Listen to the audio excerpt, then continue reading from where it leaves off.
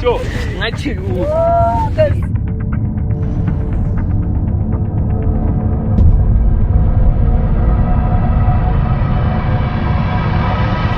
wena sikhe awuna gogo msulwa nyoka hayi wena ungazongidina umngani wakho hey zala nabana labantu anithenga kubo sokusiza ukuthi ubuyele kuleya team lakho ufutheke la akuhlaya sesikangarisiswa nchuma sithi wena hey avela la ngikulela yini ngizokuthintshini siba Kozengarana nteko kozengarana bona Eputhe kwena suka lapho